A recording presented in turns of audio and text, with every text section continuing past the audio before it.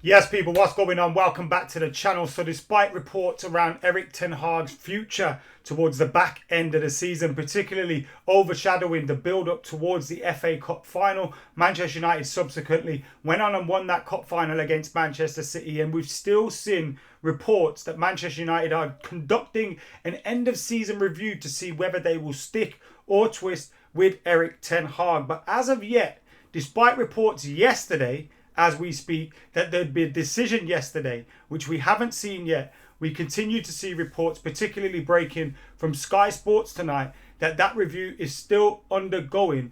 And of course, it could be a decision announced in the next week. But a lot of these guys don't know what's going on because the last few days, the last week or so, they've kind of been saying, well, in the next day or two, in the next day or two. Now, do Ineos have to make a decision? Do Ineos have to make an announcement if there's no announcement to be made? Is it a case that because of these reports, because of these rumours, now whether they're true or not, my opinion changes, and we'll discuss both sides of that, but what if they're not true? Do they have to make an announcement because of the rumours that are out there?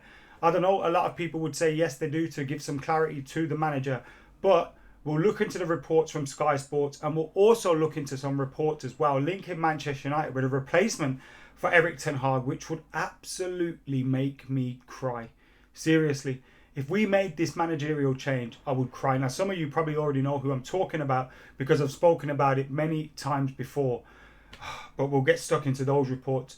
Anyway, before we do, make sure you're hitting that subscribe button, you're liking, commenting, sharing, etc. Get your thoughts in the comments below. The breaking news from Sky Sports today, where Man United's post-season review is understood to be in the final stages, and a decision on Erik ten Hag's future could be announced in the next week. Now, we heard that report yesterday. As I said, that a decision was going to be made yesterday. So we've got the likelihood that a lot of these guys don't know what's going on. But we have seen the reports from around the FA Cup final, which was saying Manchester United were going to make a change. Now it's gone quiet. Now they're saying there's going to be a review. And now they keep kind of guessing when that decision is going to be made. Will they make an announcement saying Erik ten Hag is staying? It kind of feels weird, doesn't it? So there could be an announcement that we're not even waiting for, really. Well, we could be waiting for an announcement that's never going to come. Because if they are going to stick with him, maybe they wouldn't make an announcement to that case. Or would they brief through the press that they're happy? Maybe we heard Erik ten Hag kind of allude to the fact that he was going on holiday and going to be prepared to be back at Manchester United. Although he has kind of said in other interviews that he needs some clarity. So again, we kind of see a manager that said two things. Has he gone away on holiday thinking, I'm going to be the Manchester United manager next season? Well, we've heard reports as well from Rich Fade at Gareth Southgate, and there's a few others jumping on this as well. I think Miguel Delaney and a few others as well, saying he's viewed as the number one choice for the Manchester United head coach role. His role at the Euros complicates any possible appointment. Southgate was a boyhood United fan and is admired by many key figures at Ineos, who believe he would be the perfect head coach for the role they are looking to implement. Southgate would be interested in the role at some point in his career, though he would require assurances on the level of power he would possess when it comes to making key decisions. Please, guys, please, no. Please, no. If we appointed Gareth Southgate, as I said, Miguel Delaney's also spoken about that too. Come on, man. He's had the best England squad in forever that I can remember. He's had the best England squad, the best opportunities as well to win a trophy. Lost against any decent opposition that they've come up against. Anytime they come up to some opposition where you go, this is a 50-50 or a 49-51 or whatever you want to call it, they end up losing. They lost against an Italy side that didn't qualify for a World Cup in the Euros final. He's not good enough as a manager.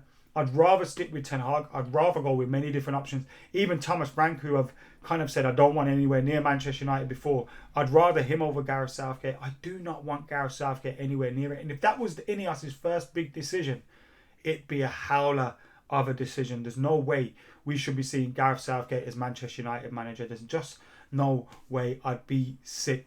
Now, we hear from the MEN, again, questionable reliability. They say there's a reluctance from Ineos to sack Ten Hag without a clear plan to appoint a replacement. While a number of managers have been linked with the post, Ineos want to make sure that if they do decide to change, it is to make the right appointment rather than being forced into a union with their figure that they are not convinced by. Now, I'm sure they had many times plenty of time and plenty of occasion to kind of get this report on Manchester United. Winning one game in the cup final shouldn't change that. And I've said this before. Look, I think Manchester United should stick with Erik ten Hag. That's my opinion. I said it before the cup final. I'm saying it after the cup final. But I believe their opinion shouldn't change based off us winning one game. If they think they need to get rid of him, they should get rid of him. Now, if they want to appoint someone like Gareth Southgate, I think that's crazy. And what the hell are they doing? I don't know what they're doing. They look like idiots. Bigger idiots than the Glazers if they want to go and do something like that. But the way they're going on about things, and again, you've kind of got to preface this with if it's true. If it's not true, like I said, we could be waiting for an announcement that's never going to come. But if these reports are to be taken at face value, then we're seeing dilly-dallying again. And we've seen this previously with Manchester United people in position. Now, you could argue on one side, a lot of these people that have come into positions of power at Manchester United have only recently got in or haven't even got into place yet. You know, we're waiting them to finish gardening leave and all these different kind of things that are going down. So we could argue on that kind of front. But knowing what you're doing with the manager, and even if you still don't know who you're going to bring in, you should let Ten Hag know what's going on. Because if you don't want to keep him, let him know.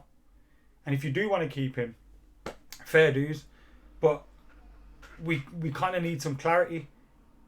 Again, I say that if these rumours are true, and should they have to make a statement based on I'm kind of in two minds on that one.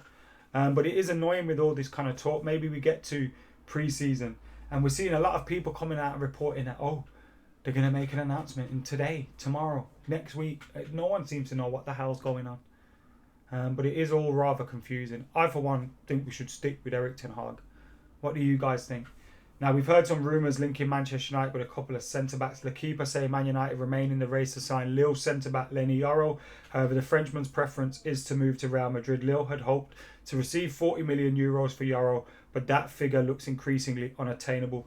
Now, if Lenny Yoro was to be signed by Manchester United, the fact that fee seems to be dropping as well, because we've heard higher fees previously, and if you can get him for like 30 million, and Jean-Claire Todibo has been linked with a move as well by L'Équipe, and they're saying Nice are open to selling him for 21 million. If you can get a couple of centre-backs for less than 60, you're kind of laughing, do you know what I mean? So it'd been interesting to see if those rumours were true. Obviously, the Nice one, it's interesting because there's reports today linking Ineos with selling Nice, which would be good because it could show they could just focus on Manchester United in terms of their football projects. I hate that word, using that word alongside Man United, but it will be how these kind of companies see it. But, you know, they could make a deal easily with Nice at the moment in terms of that. Obviously, Lille, a different kettle of fish, but there'll be plenty of players linked with Manchester United moves over the coming weeks. Who will be the manager for those players? Do we need a manager in place before we can attract the players? Although then you go on the flip side of things, we should be making signings regardless of who the manager is, because as we've seen previously, when we kind of chop and change managers and we're making signings for all these managers, we end up with a patchwork squad. So there's loads of questions in the air at the moment for Manchester United.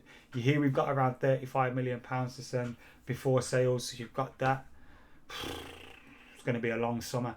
Anyway, we'll be here to cover it all, so keep it like, comment, share, subscribe. I'll be back very, very soon. See you in a bit.